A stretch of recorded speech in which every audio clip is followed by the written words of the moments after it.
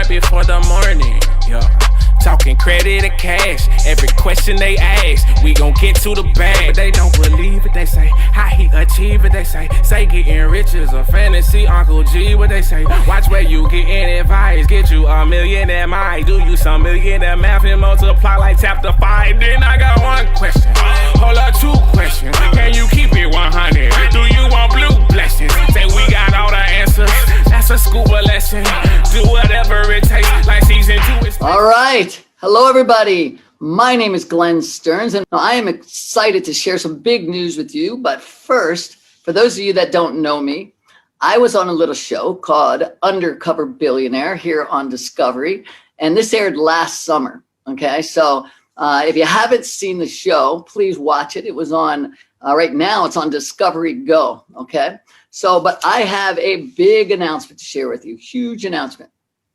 We thought that we'd try something new here on Discovery and do the Facebook Live interview with all of you and talk about what's coming up on Undercover Billionaire. And later, we're going to have 3 guests that we'd like to kind of introduce to you and to the world as we go live. So we will not let you down, trust me, because this show is not over. We had a lot of people that really, really enjoyed the show.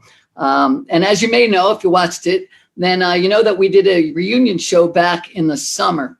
And basically, people wanted more, which is really nice. And I felt a real good compliment on all the hard work and crazy stuff that went on. So I decided I'd stick around, you know, and stay in Erie where the show was filmed. Now, listen, I am a businessman, okay? I am not an actor. I'm not somebody that does this for a living. You know, I just believed that the American dream was alive, and I wanted to prove that. I mean, fortunately, my business, you know, has always been something that has done pretty well. And so for years, I was thinking about this idea of what if you could go back in time? What if you could go and do it all over again? Could I do it? What would happen? You know, was it luck? So, of course, the amazing people at Discovery picked up the concept. And they said, hey, why don't we develop this? And why don't you put your money where your mouth is, Glenn?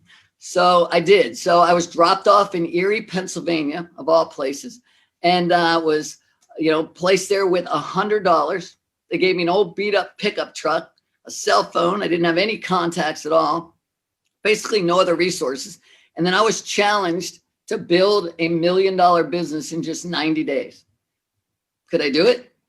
Well, if you saw the show, then you'll know that this was about team building, right? It was about creating a concept and then going out and trying to build the business.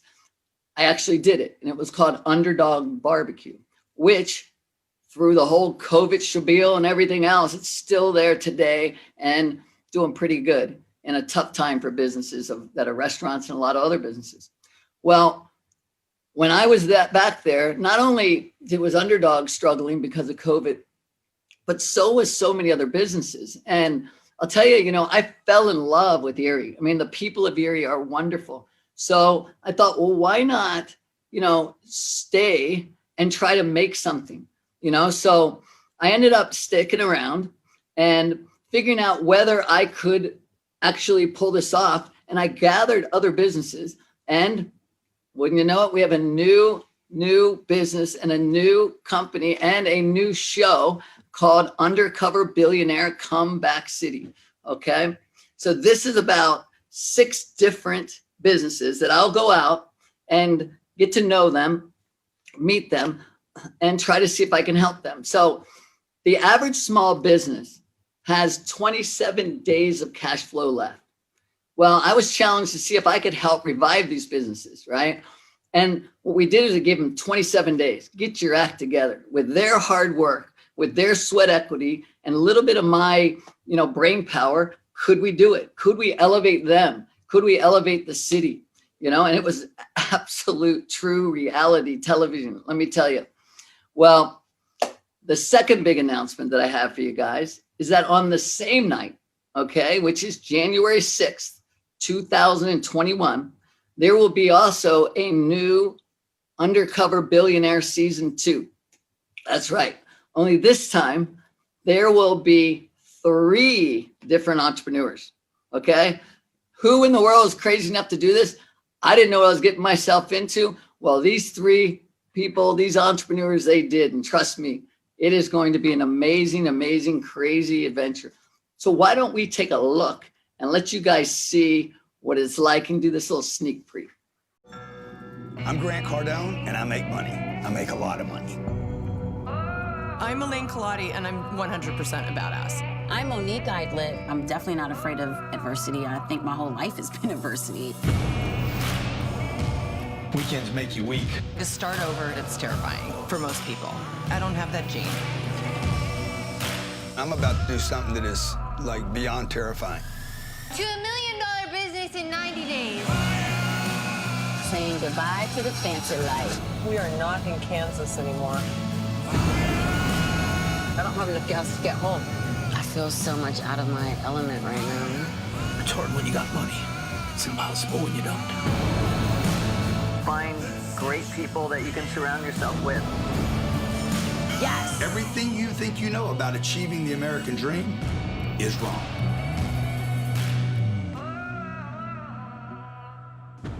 Cool. There it is. Exciting. Well, everybody, I want you to meet Elaine Colati, I'm sorry, Pina Colati, the powerhouse real estate developer, builder, interior designer, and she's here to help fight homelessness. Elaine, how are you? Oh my God, I'm excited. Totally. All right, perfect. Next, let's meet Grant Cardone, real estate mogul, founder of the 10X movement. He made his first $1 million at age 30. Not too bad, Grant. How are you doing? Glenn, I'm always better when I'm with you. You inspired me to do the dumbest, most painful thing in my entire life. So thank you. Oh, I loved it. I love the calls we had, Grant. Next, let's meet Monique Idlit. She is the founder and CEO of a technology company called Rain Ventures. She invests in young entrepreneurs and seeks to empower women and people of color. So, Monique, how are you doing? I am super excited to be here and definitely grateful that that experience is over. Oh, I share your pain. I love it. So first, why don't we stick with you, Monique, okay? Now, you were raised by a single mother, right? You had been on welfare yourself, and then you find yourself founding Mosley Music Group. You were the youngest exec at USA Today. Why don't you tell us a little bit about yourself? Well, I mean, I grew up in New Jersey, in North Jersey, to a single mother in low-income housing. And it was interesting as I grew up, definitely never had the concept of we were without, because we had lots of love, lots of support. So didn't understand classism until I kind of went off to college and did understand that there were some differences. But based on the biases, it has always intrigued me why people based on zip codes were assuming that people like myself had horrible lifestyles or were overwhelmed with their lifestyles. The reality is that we're big dreamers, we work hard, and just because you live in a certain zip code should not define what your future is. And that is what this journey was about for me. Amen. Amen. All right. Grant, now you've overcome a lot of adversity, all right? We got to know each other through this process pretty well. And obviously you had struggled with addiction and then you pulled your life back together, right? You're highly successful. I mean, I see you everywhere I go now. My God, I can't help it. It's FaceTime, it's Facebook, it's Instagram. I can't get away from you, okay? You're an international bestseller, motivational speaker. You've got real estate deals over $1.2 billion. Why don't you tell us a little bit about your story kind of coming up? Well, I got $2.2 billion worth of real estate. So please don't cut me by $1 billion in our first live call. You're killing me. Look, a single mother. I was in the wrong zip code. Like I spent too much time in the educational system. It was laborious for me. I probably was meant to be out selling, pushing, Glenn Sterning, Undercover Billionaire. And my whole life, I've just kind of felt like I've been held down and by the system, right? By traditional ideas. And so look, when I saw you do it, bro, I only did this because I'm crazy. You're competitive. And I know as hell. these two ladies are insane. Okay. I'm telling you guys, like nobody does this. If anybody ever asks you, Discovery comes, knocks on, calls you up, we want you to be on Undercover Billionaire. Run as fast as you can. Do not do it. Do not take money for it. If they offer you $10 million, it's not worth it. This was the hardest thing I've ever done in my life, including starting from nothing as a kid and getting to where I'm at today. This 90 days was the single hardest, most painful thing I've ever done in my life. And I knew what you were getting into, and I loved it. I loved that. Oh, you were so excited. Oh, it was great. Oh my gosh. Now, Elaine, I'm going to move on. All right.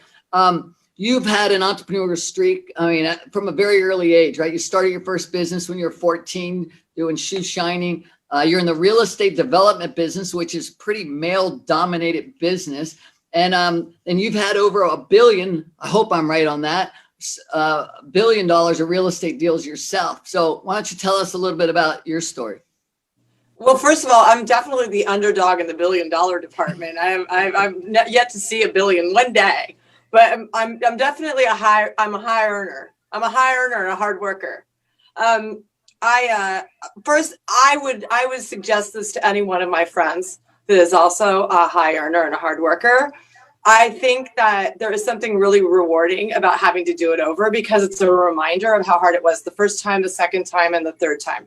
And my biggest lesson and my biggest takeaway was, it doesn't matter how many times you get knocked down, you can always get back up again.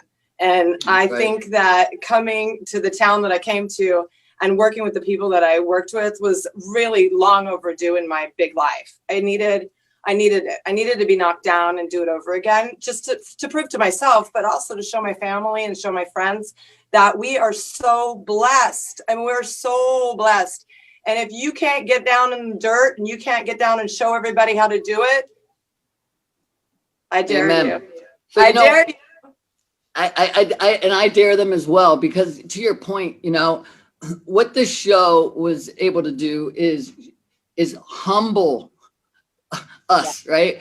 You would go out, and it's really easy to have money and be able to talk about all this stuff that you do. You're a great philanthropist. You do all this stuff. What about the people that don't have money? And it's hard, right? And so to get back there and gonna go back and be reminded, it's a place to really remember where you came from, and hopefully be able to show people that rich people, that doesn't just mean they're jerks, a lot of times. So I want to talk to you, Grant, about something. You just said that the hardest thing that you ever did in your life was this, right? What made it so, without giving away a lot, right? But what made it so tough? Yeah. So probably the most difficult thing is you have comfort waiting for you. The disadvantage was I had an out. Like when you're down and out, like when you're bottomed out at 23 years old, I was bottomed out. I had no money. I was physically dying. Like my body was dying. I had a terrible drug addiction. I had lost any kind of reputation. No one trusted me. I didn't trust me. But fast forward to where, now I have credibility. Now I got some books. Now I got some money. Now I got some real estate. I got a wife and 2 kids that love me. It's different acting like you have nothing. Purpose. You have purpose. Yeah. And I have, I'm going through COVID. I get tested positive. Like this thing got crazy. It got insane. Like everybody, I'm sure, had their own challenges on what happens to you. But when you go from having comfort and money and options, and then the next day you're down to $100 and you're sitting there and it's 23 degrees and you don't have any heat and no place to piss. It gets real. It gets real quick. Absolutely. What did I just do here? And by the way, Glenn, when I watch you, I'm like, I ain't sleeping in a truck, and I'll do anything, but that was just stupid to sleep in a truck. Well, good. I'd like to see what you did. Okay. But you'll get a chance to see what I did, man. Get your Discovery membership. Perfect. So last question, really quick for you. Okay. Was there a moment, because there was with me, when I was sitting there in the middle, I went, why in the hell did I do this? And the whole world is going to watch me fail. Did that happen? Yeah, every day. I called my wife every day and said, hey, you either got to talk me into staying on this thing or I'm coming home. That's right. And the second thing that's the big fear for me was because I'm out in the public telling people how to be successful, selling books and programs on, big classes on how to be successful. My reputation was at stake here. Like, I get it. I get it. Yeah. Monique, all right, for this 90-day challenge, right? I mean, you ended up in an industry that was unfamiliar ground to you, right? And again, without revealing or giving that away, why did you do that? And what did you gain from that? It was important to me to stay true to who I am as a business person, which is a problem solver and a voice for the voiceless. And I didn't, even though this was the most ridiculous challenge, I also was thinking about who this would inspire. And in true authentic form, I wanted to create something that solved a problem, but that also would mirror maybe what an audience person would be going through in being afraid to start their own business for the first time. And so for me, it was about, yes, this was a challenge, but the other challenge was a personal challenge. Can I do something to make positive impact? And someone who would be viewing this, would they walk away feeling like, oh, but that's what you already do? I wanted to do something that I knew nothing about. And right. Yes, that was crazy. I told myself every day, what are you thinking? Did you also, it was a humbling experience, honestly. Did you also get to that point where you said, you kind of lose your confidence a little bit going, was it real the first time around? Did you get there? I think that I didn't question was my success real or did I do something real? Because it was super real for me because I know where I come from and I never forget that. What it was though is I was questioning everything about what I have been able to do so far. And could I be that voice for that community that now all of a sudden, because you can't do this without the community. Wherever you get popped off on, if they don't believe in this, you can't do this challenge. And so I didn't want to let them down. And so that was truly the only reason I started wanting to stay in it was because it meant a lot to me for the community that embraced me. That's right. Good stuff. Elaine, all right. So what part of your life experience, I mean, you go back and think, what made it so key in tackling this challenge for you? I mean, was there anything unexpected that you found of, who you are, knowing who you are and going into this challenge? Well, first of all, I've said it 100 times to my kids. I've never had a job. I've always been entrepreneurial minded, entrepreneurial spirited. And one of the things I've often said is unless my brain falls out of my head, I'm going to land on my feet. Like, I don't really have a phobia about keeping a roof over my head because I can think my way out of things. And I think that the biggest challenge for me when I got where I was, I mean, obviously our world that we're living in today is incredibly challenging. But there are factors that I ran up against that are overwhelming for one person to solve. And I'm like Monique, a big believer that we can solve even big problems one person at a time. And, there's lots of things that we could talk about that are really, in the forefront of my heart. And I encountered them in such an epic proportion. And I had to really kind of stay on my goal of getting my $1 million business off the ground and getting there in 90 days and not be able to pour my time into these things that often, I spend my days on now. And to not get distracted on something that's really important to me and to keep doing this thing for the community, to build sort of a model, a sandbox, if you will, a plug and play on how to be sustainable as a person just starting with nothing. That was kind of my, and then here we are, with all of this, the homelessness and the COVID and everything and the fires and Lord, everybody. Crazy. And I was up against it. But I never sought to leave. Well, it's funny because I never sought to leave. I don't know. I got to be in the middle of this whole thing with you guys, right? I mean, I got to go through the journey with all three of you and check in on you and see how things were going. And again, without giving it away, I cannot wait for people out there to see Undercover Billionaire Season 2 and watch what you guys went through because I could feel it. I completely understood exactly what you're going through. So I can't wait for the people to be able to watch this because again, this is not about like it, you know, it starts out and you were very competitive, everybody. Man, I want to beat Glenn. I want to beat his, you know, but the reality was after a little while, it got to be real, right? You get to really understand and it's humility at its finest, right? And so I'm really, really excited for everybody to be able to go out and watch this show. But so now, you know, why don't we kind of do something a little fun here with these three, with you guys, right? We're going to play a game, all right? And it's called This or That, all right? So it's rapid fire. You can't think, just answer the questions, okay? This is just for the Facebook audience, just to kind of to get to know you guys a little bit, all right? So we'll start with you, Elaine. Instagram or Facebook? Instagram. All right. Monique, toilet paper, over or under? Over. Grant, big truck or luxury car? I can't hear you. You're on mute. Muted. Dang. You know what Grant does? He's out there typing to you two, and he's saying, "Hey, you look cute and you look great," and he turns his mic off. I'm chatting with Glenn saying, I know you are. I'm watching you.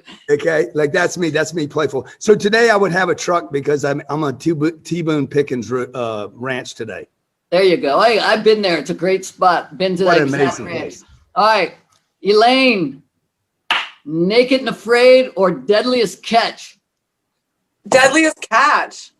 Deadliest Catch. Come on. I am going to get on Naked and Afraid, and I am going to negotiate the biggest buzz spot that's ever existed, okay? So trust me. All right. Monique, Aspen or Hawaii? Hawaii. Okay. Grant, penthouse or mansion? Mansion.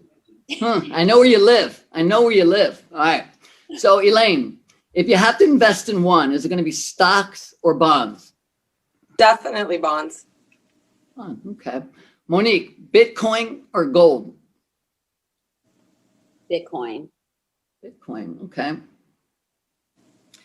I got one here for all three of you, just really quick, okay? Tattoos or no tattoos? Come here, friend. No tattoos. No tattoos. No tattoo? No, I want a tattoo. It's not over until it's over. Remember this guy from Hi, baby. Woo! Hey, now you guys, it never ends. No tattoos. They all three said they kick all three of them. I want one. Tattoos. Yeah.